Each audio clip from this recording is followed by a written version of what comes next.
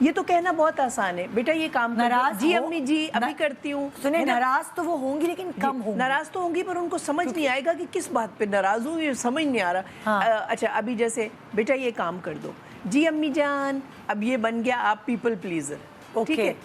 بیٹا یہ کام کر دو، جی نہیں میں نہیں کر رہی، اب یہ بن گیا بالکل ایگریسو. اور بیٹا یہ کام کر دو، ارے امی میں سمجھ رہی ہوں کتنا ضروری کام ہے مگر میرا بھی نیند سے برا حال ہے، بس سمجھے 1 گھنٹے بعد اٹھ کے کر دوں. ابھی ذرا سا اس کو ہم سائڈ پہ کر دیتے تاکہ برا نہ لگے. تو پھر یعنی اچھا آپ بیٹھیں، پھر آپ کو چائے بنا کے لا دوں، آپ کو تو چائے پلا کے پھر ہی سوؤں گی. ٹھیک. تو اب آپ نے جو 4 جملے بولے ہیں ان میں پوری ایک دنیا آباد ہے اور آپ نے اینڈنگ کی ہے اس کو پازیٹیو نوٹ پہ. ٹھیک ہے. اب پازیٹیو نوٹ کہنے کا مقصد یہ ہے کہ ساس بھی یوں بیٹھی ہے حیران کہ اب میں کیا کہوں. نوشین میں یہ کہنا چاہ رہی ہوں، کہنے کا مقصد یہ کہ بچیوں کو بھی تھوڑا ڈپلومیٹک پالنا پڑتا ہے.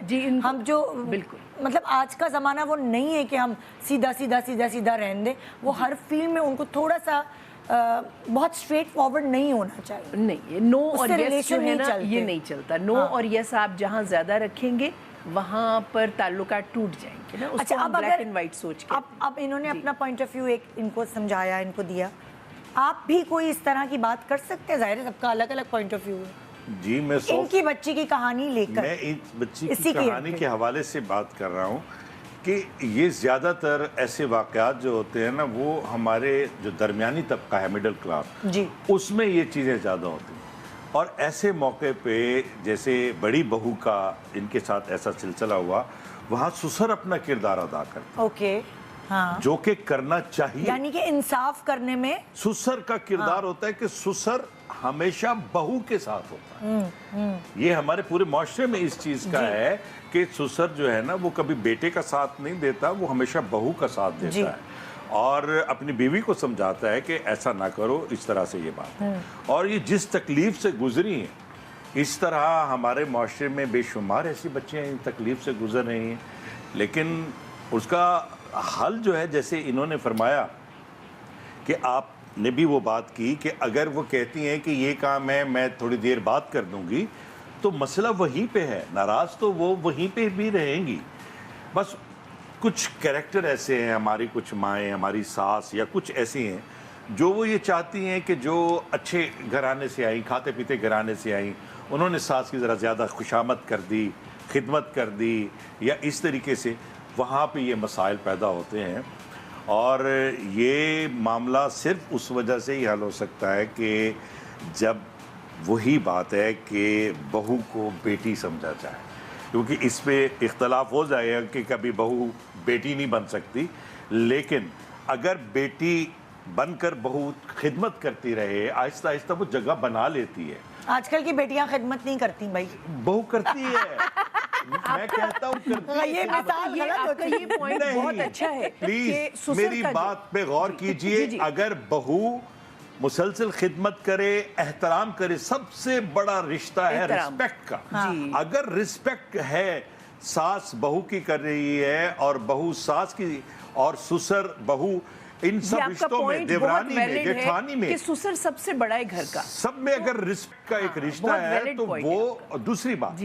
دیکھیں جب ان کی جو دیورانی تھی، یہ تو جیٹھانی ہے نا، دیورانی تھی، جب بھی وہ کوئی چیز باہر لینے جاتی ہیں، کوئی کپڑے کوئی چیزیں بچوں کے لیے، تو ان کو چاہیے تھا اگر وہ صحیح کردار ادا کرتی نا تو وہ ان کے بچوں کی چیزیں پہلے لے کر آتی، ان کے لیے چیزیں لے کر آتی، وہ ان کو اہمیت دیتی. تو ساس گڑم کر کے آدھا کریکٹر ویسے ہی ٹوٹ جاتا کہ وہ ان سے محبت میں رہتا. اچھا آپ کے سسر کا کیا رول تھا؟ میرے سسر کا انتقال بہت پہلے ہو گیا تھا. اچھا وہ اسی لیے یہ آپ کی بات مجھے ایک بات کہ کوئی بڑا گھر کا ہوتا ہے. مجھے ایک بات بتائیں، جب وہ جو دیورانی ہے اس کو تو پہلے ہی اتنی اہمیت ملی رہی ہے، اس کو جس کی اہمیت چاہیے، جو اس کو سراہنے والے ہیں یعنی ساس، وہ تو اس کو دے ہی رہی ہے امپورٹنس، تو وہ کیوں ان کو ان کی گفٹ لائے گی؟ میری ایک چھوٹی سی گزارش ہے، ہر جگہ ہر گھر میں ایسا نہیں ہے کہ دیورانی یا جیٹھانی جو ہے نا وہ اس طرح کا معاملہ ہو. بالکل بالکل. ہر جگہ نہیں, ہر گھر میں, ہر معاشرے میں, ہر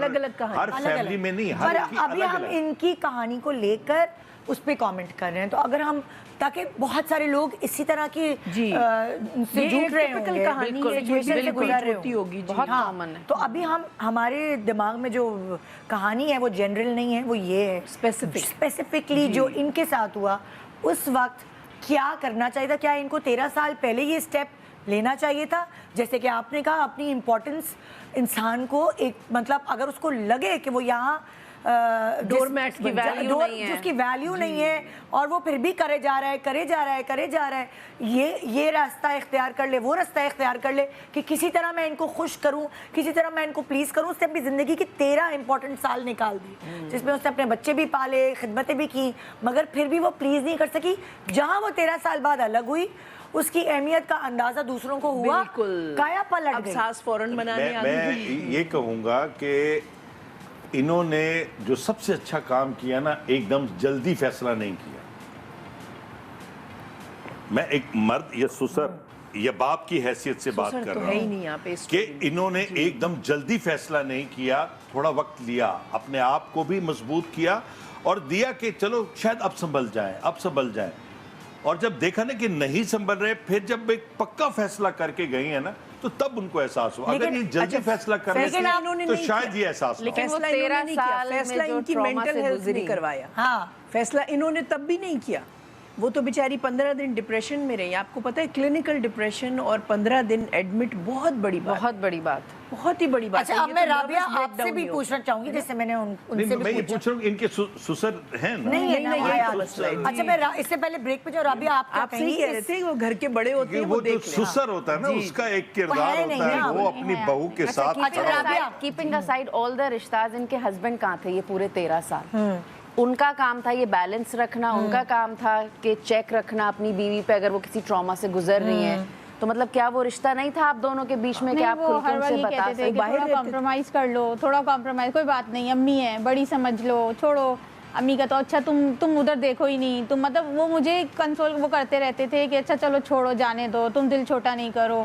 بات گھما دی کبھی, جب میں بتاتی تھی کہ نہیں امی نے ایسا دیکھے میرے ساتھ کیا لیکن اس کے ساتھ تو ایسا نہیں بولا انہوں نے, تو کہتے چلو چھوڑو جانے دو, تم ہو وہ ہے, تم اس مطلب وہ مجھے ہی کنسول کرتے رہتے تھے کہ کوئی بات نہیں جانے دو, کوئی بات نہیں جانے دو. اور پھر تھوڑا میرے ہسبینڈ کی فائنینشیل اسٹیبلٹی نہیں تھی اتنی کہ وہ سیپریٹ برداشت کر سکتے, میرا دیور زیادہ سپورٹ کرتا تھا, تو وہ یہ چیز بھی کنسیڈر کرتے تھے. یہ چیزیں بھی گھروں میں بہت جو بچہ زیادہ کماتا ہے یا جس کی بیوی بڑے گھر سے آتی ہے, تو یہ چیزیں بھی دوسرے جو گھر کے افراد ہیں ان کو بہت بیئر کرنی پڑتی ہے. اور واقعی دیکھیں اگر سسر نہیں ہے اس گھر میں تو ان کے شوہر کا سب سے اہم کردار ہے. بالکل, اس نے ان کے ساتھ کیوں نہیں دیا, اس نے کیوں نہیں اپنی ماں سے بات کی, اس نے کیوں نہیں یہ سب کچھ کیا, وہ ہر بات ٹالتے رہے, جس سے ان کی مینٹل ہیلتھ کمپرومائز ہوئی. اور صرف ان کی نہیں ہوگی, ان کے ساتھ ساتھ جو ان کے بچے ہیں جن کی پرورش کا ذمہ ان کے اوپر ہے وہ بھی کمپرومائز ہوئی. کتنی دفعہ آپ آنیسٹلی بتائیے گا کہ اگر آپ نے اپنی ساس کا غصہ اپنے بچوں پہ اتارا ہوگا؟ بہت دفعہ. ایون میں اتنی فرسٹریٹڈ ہو گئی تھی, ان کا کوئی ٹوائے بھی میرے پیر میں آ جاتا تھا نا تو میں اٹھا کے اس کو پھینکتی تھی. بچوں نے بھی سفر کیا اندر سے. میں ایک بہت امپورٹنٹ سوال آپ سے کرنا چاہوں, جیسے انہوں نے کہا میاں کو پارٹ پلے کرنا چاہیے تھا. دیکھیں جیسے لڑکیاں نائیو ہوتی ہیں, لڑکوں کو بھی نہیں پتا کیسے ٹیکل کریں سچویشن کو. تو اب آپ کہہ رہی ہیں اگر کہ شادی سے پہلے میرج کاؤنسلنگ لڑکیوں کو لینی چاہیے, تو لڑکوں کو بھی تو لینی چاہیے تاکہ وہ بھی تو سمجھے کہ سچویشنز کو ہینڈل کیسے کرنا ہے. ہمیں لگتا ہے یہ بہت چھوٹی سی بات ہے, یہ چھوٹی سی بات نہیں ہے.